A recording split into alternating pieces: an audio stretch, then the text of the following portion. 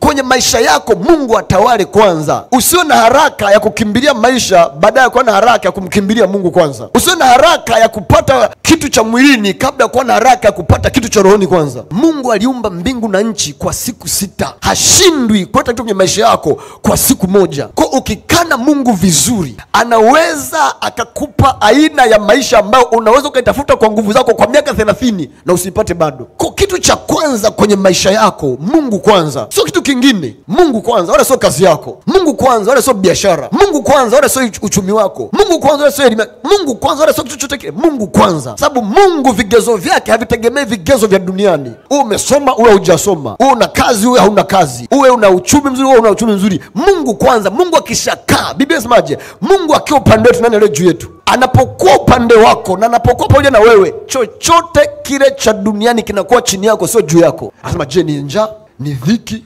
ni udhia, ni uchi, ni mateso, ni nini? Kila kitu kinakuwa chini yako, sio juu yako, unapokuwa pamoja na Mungu kwanza. Ndio maana kitu cha msingi ni kugenerate, ni kutengeneza ndani yako ile kiu ya uwepo wa Mungu kwenye maisha yako.